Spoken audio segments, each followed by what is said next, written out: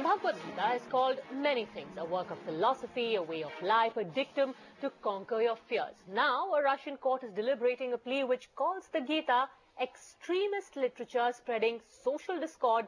Hard to imagine, but true. Well, the plea that would be heard, actually, seriously, we're talking about a plea that is going to be heard on the 28th of this month, asking for a ban on the Gita on the grounds that it is, and I quote, spreading unrest. The Hindu community in Russia, of course, is up in arms, calling the move an attack on their religious freedom. Back home, there was an uproar in parliament forcing the government finally to intervene.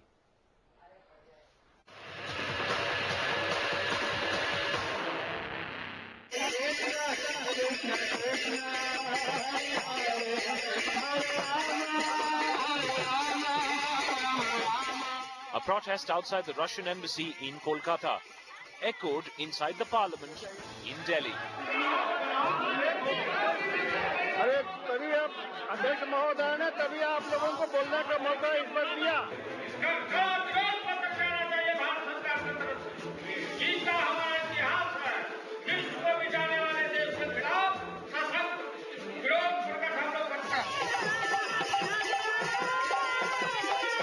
The reason? A plea in a Russian court to ban the Bhagavad Gita on the grounds that it is extremist literature. There is outrage across the country. Politicians across the spectrum have united to demand that the religious rights of Hindus in Russia and the sanctity of the Indian epic are protected. It is high time the government of India must take a very tough stand with the government of Russia. To be very frank to you, this kind of nonsense must not be tolerated. We all respect all the religions, including their epics. That doesn't mean that Gita, the great sacred text of Gita, should be abused in this manner. State prosecutors in a Siberian court have petitioned that the Gita, distributed locally by the International Society for Krishna Consciousness or the ISKCON, is extremist literature. They plead that the Bhagavad Gita is spreading social discord. The prosecutor's affidavit allegedly claims that Lord Krishna is evil and not conforming to Christian religious view.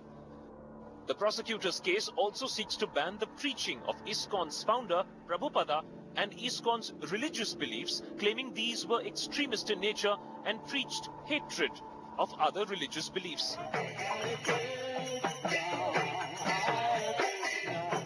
The move has sparked condemnation across the world. Even in Russia, they're trying to ban Bhagavad Gita. So even this move is very bad. So just for the sake of world peace, all leaders, our Muslim brothers, Christian brothers, everybody should condemn this move by Russian court and should be stopped. After controversies like 2G Spectrum, FDI and Lokpal, finally leaders cutting across party line spoke in one voice. Now SM Krishna needs to come out with a satisfactory answer for all the leaders, as this new issue has great potential of setting up a new battlefield between divided UPA and united opposition. With cameraman Sanjay Chaudhary and Bureau Inputs, Atish Vasu in Delhi for Headlines Today. So is that really the message of the Gita, to propagate violence? Joining us now in our studio is S. Ganesh, is an expert on the epic text. Sir, what do you make of the plea that has been filed, which says that this is a text that propagates violence? Do you think that is a willful misinterpretation of the Gita? Yes, it is a very willful misinterpretation, and it doesn't call for such kind of a barbaric kind of a statement coming from Russia, which is so closely associated with the Indian history, you know. It is actually, Gita is a text which talks about the Vedic. It is known as Upanishad, and Upanishad is a way of life. When Gita is referred as a Upanishad, it becomes a way of life. So therefore, it doesn't talk of any kind of ill or something contrived towards a negativism as an individual can perceive.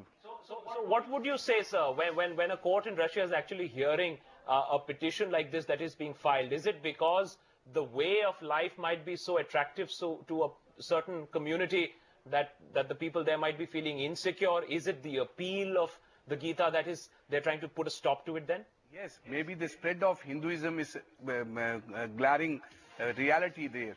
We have, as I'm teaching astrology in Bharati Vidyaban, we have got a lot of students coming from Russia and learning astrology here. And as a part of learning, they are also learning Gita here. So in a way, Hinduism is spreading there, and they might be having this kind of a, it's a hindsight of a thought coming into their mind that maybe this whole ISKCON movement or even the Hinduism movement could be a total takeoff from where they are right now standing in regard to religion. Absolutely. So just stay on with us for a bit, because it's not just politicians in India and elsewhere. People across the country also find the logic given before the court in Russia for banning the Gita completely inexplicable. Here are a few voices. I don't think so at all. I think it's a religious book. It has great literary significance aside from its, religious tones. And Russia isn't a communist country any longer. It considers itself a democracy. And, the banning of books doesn't really go with the values of a democracy. It's not at all extremist book. Moreover, there is an extremist in our life called sorrow, which constantly invades us. It is a book that removes that extremism from our life. So Ganesh, obviously there is nothing extremist. It talks as much about peace as much as fact-imposing war when it is only needed. Would you then say that perhaps the people who are spreading it, because there are some voices that we are getting to hear, that perhaps the way ISKCON has been going about and spreading the word, could it have been that is being misrepresented and the Bhagavad Gita is being blamed for that? Yes, I totally agree with you. It has been misrepresented all through. And now the whole situation is boomeranging on them only. If they are going to propagate this kind of a feeling that Gita is giving a extremist kind of a view and totally a violent kind of a statement coming from Gita is totally wrong. The Gita talks about Atma and revelation of self, and it doesn't speak of anything which is talking about violence. Lord Krishna gave this professed Arjuna to follow the rules of dharma, and it is totally on dharma and yoga. How you can, through yoga, you can attain the supreme being, and performing your action with detachment, you attain that supreme being. That's what he was professing, not I-ness or minus that was that should be present in an individual. That is the total non-violent movement. That is what is Gita. All right, so just stay on with us, because Daddan Upadhyay, let's also get a word in from Moscow. In fact, a Mail Today correspondent Daddan Upadhyay now joins us from there. Tell us, what are the kind of reactions you're picking up, not just from the Hindu community, but from other communities? Is there a concerted attempt to try and clamp down on the minorities through this court appeal? Other minorities are also being targeted, but first of all, this Hare Krishna movement, because this has, the movement has spread across the country like anything, because Hare Krishna have been doing a lot of charity work in Russia, helping people in distress throughout the Caucasus. Even in Chechnya, they have gone and helped people there, So they are very much ahead of growing influence of the Hare Krishna movement. Okay, Mr. Upadhyay, just trying to be the devil's advocate here. There is obviously nothing in the text that they can find. What is the grounds on which this entire petition then is being moved? Is there something wrong in the way that the movement is spreading the word? Could they find something about that? In fact, let me put that question to you, sir. Do you think, Ganeshji, that this move is as much political as trying to clamp down on a certain community? Yes, you are talking the voice of people now. Yes, it is the moment of, it's a political talk. It doesn't have any individual kind of a, view in it.